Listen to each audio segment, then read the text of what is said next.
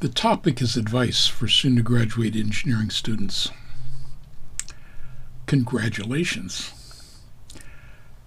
Engineering is a wonderful field and you'll soon graduate.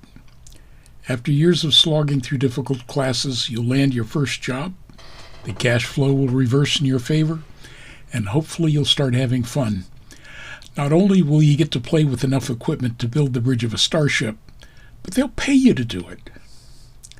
However, it's not guaranteed that all will be smooth sailing. You have a lot of decisions to make. With that in mind, here's my advice for a good career launch. First and foremost, take your job with a company whose primary business is in your field. If you're an electrical engineering graduate, go to work for an electronics company. If mechanical engineering, find some place that wraps their business around your skill set. Perhaps someplace that cuts and bends metal or molds plastic, and so forth. To grow and gain confidence in your skills, you need to be surrounded by others doing what you want to do. You need to swim in the same current. Realize that you're too soon out of school to be the sole representative of your branch of engineering in a room full of other employees applying your skills on a solo basis.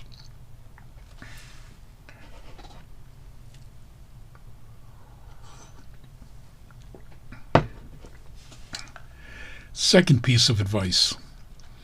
Your first job should be at a large company. The purpose is to experience the business structure in all its glory. Pay attention to the workflow and documentation. How is progress measured? What is the purpose of work orders and tracking numbers? What are the methods and purposes of labor charge numbers and design reviews? How do you initiate a purchase order? Once you see and understand the different roles, their purposes, and how they relate to each other and to your place in the universe, this will prepare you for eventual work in smaller, more agile, and interesting companies where you'll have to wrestle with multiple responsibilities. These are often described as hats, where one moment you're wearing your designer hat, and later that afternoon you may have to put on your impromptu line supervisor hat or de facto quality control hat. Your sense of which hat you're wearing at any given instance is your guide to responsibilities that are properly yours versus when to hand off tasks to others who can more appropriately deal with something and when to refuse a responsibility altogether. Without that internal compass, you'll be blown in whichever direction the wind is heading and will inevitably cross boundaries to places where you're out of your depth and do not want to find yourself. I can tell you that few jobs are as full of conflict and misery as those where the formal structure is misconceived or lacking, and where everybody is in charge and yet nobody is in charge of any particular thing. Smaller companies may combine some roles or dispense with a few, but they exist for good reasons. Your comprehension of what the various hats are, in their centered and correct context and the boundaries thereof, is a superpower. Please don't misunderstand me. You can grow into other roles. But what I'm saying is that this should be a conscious decision rather than the happenstance of the moment. Mastery of the context of everything around you will make you competent to work in anything from a startup to the Fortune 500, whatever suits your pleasure. It's also a foundational skill for eventual employment at companies where your field is not the primary focus and where you must interface with other disciplines. This ability is another superpower.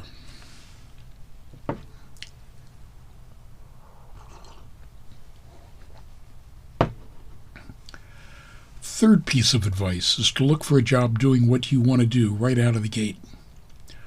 On the presumption that you want to design things, I can tell you that engineering schools teach design principles, but not how to actually design products.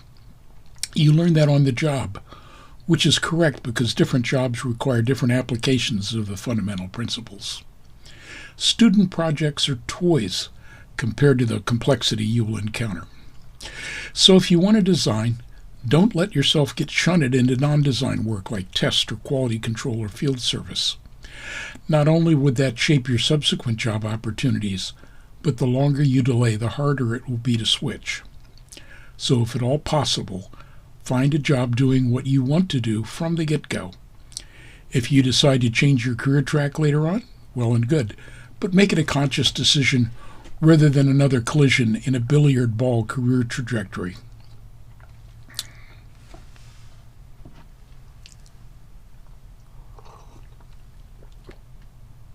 That's good. Fourth piece of advice is to understand that when a company hires a new grad, it's an investment. If your first job out of school is your first industrial experience, you probably won't truly earn your salary for the first 6 months. This is understood and expected, but it also points to the utility of applicable summer jobs, internships, and co-op programs. Any of these will earn you preference in the hiring process. They can be a slant fit for what you actually want to do. For instance, a summer job working in a Geek Squad type repair is nice preparation for designing things that break less often. And the fact that you've already demonstrated that you know how to show up on time and keep a time card is in your favor.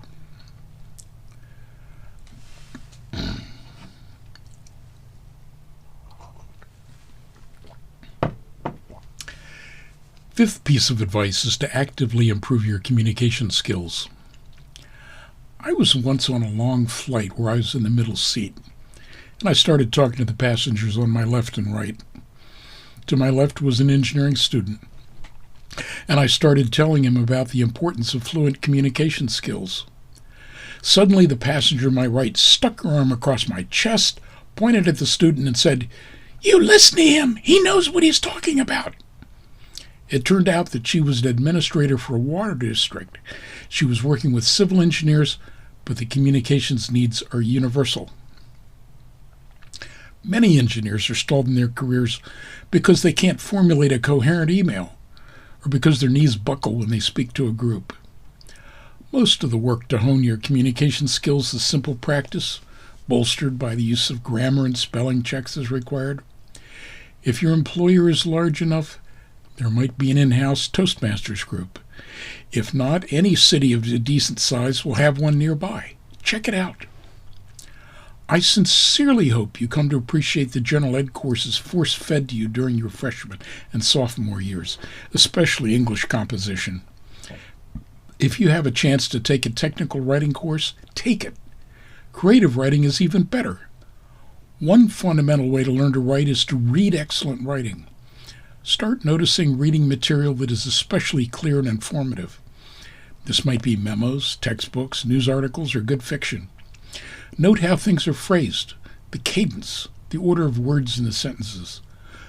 Closely watch colleagues who present well for the pacing they use, their use of visuals, and so forth. Simple awareness is how you start. The importance to your career cannot be understated. The sixth piece of advice is to actively seek learning opportunities. Please understand that your particular field represents a culture as well as an academic discipline, and you need to integrate yourself into that culture. You should attend applicable trade shows, scrounge the internet, attend meetings of your professional society, participate in short courses and seminars, and subscribe to applicable publications. Network with outside colleagues. Collect catalogs. Build a technical library starting with your textbooks and add to it. Exercise your intellectual curiosity.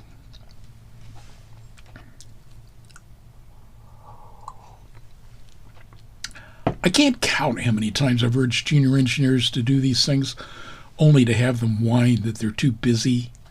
Sometimes I've had to order them to get out of the office to go to a trade show, but then again, I'm not the typical mentor.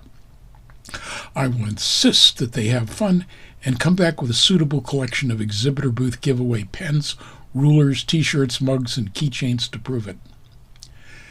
You will never have these experiences unless you proactively make them happen. Ask your boss to approve trade show and seminar attendance on company time, and ask for travel funds if needed. If you have to, use vacation time and personal funds. And here's why. If you do not, and voluntarily let the company keep you hostage in your cubicle, by your mid-30s, you will be intellectually squeezed dry and increasingly burned out, and either shun it into management or increasingly playing second fiddle to the younger bucks behind you? If you don't believe me, look around. My field of electrical engineering continues to be revolutionary rather than evolutionary, more than a century after its founding. You have to run to stay in place. No matter your choice of field, things are always moving. You have to feed your mind to keep up. I was in my mid-20s when I got my first consulting gig. It was with a microwave electronics company. They flew me across the country to meet their team, and when their top microwave expert walked into the room, he was 70 years old and sharp as a tack, and that's when I knew it could be done. This is the crucial difference between learning and education, which is the same as the difference between you and a dog. You can teach a dog, but you can't educate it. You paid good tuition money not only to learn, but to learn how to learn by teaching yourself. That is the mark of a truly educated person.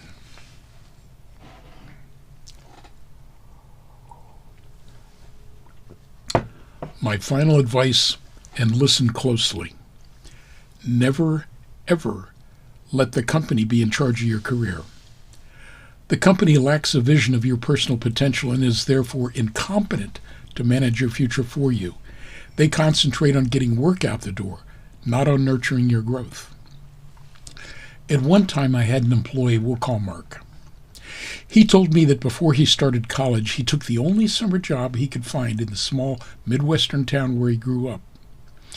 Long story short, he became a garbage collector. That summer, he rode the truck and pitched trash into the back. In return, he got more or less minimum wage, sunshine and plenty of exercise, and all he could eat. That's a joke. A few weeks before the start of classes, he put in his notice. That afternoon, as Mark walked down the hallway to punch out, the door to the president's office was open, and his supervisor and others were sitting inside. When Mark passed by, they called out and invited him in. He was a bit confused, and approximately the following conversation ensued. "Mark, you've been a good employee. You work hard, you get along with everybody, and we appreciate you.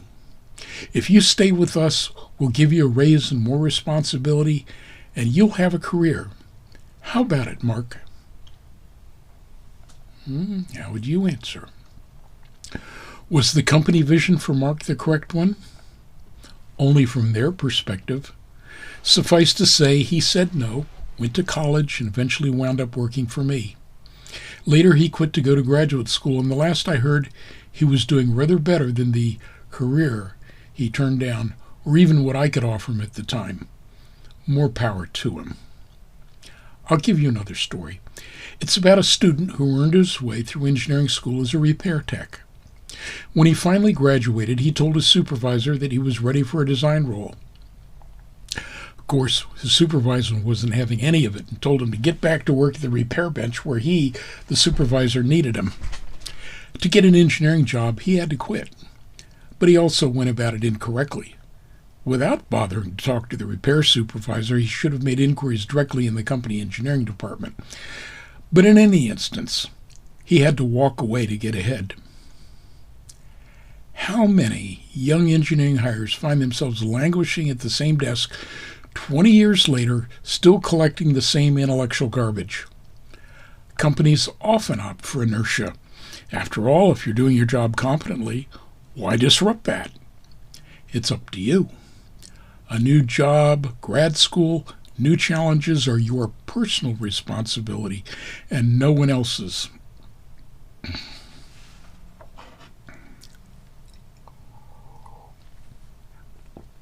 You know, every time the economy dips into a recession, about 6 months to a year later, like clockwork, you see news stories about perhaps a laid-off stockbroker who started a bed and breakfast, or a former mechanic who started a machine shop in the garage. The consistent theme is that they came to realize how spiritually impoverished their former jobs were, and how much happier they are since taking charge of their own destiny. But you don't have to wait for circumstances to force your hand. Go thou and do likewise. In summary, first job with a big enough company in your field, in the role you aspire to.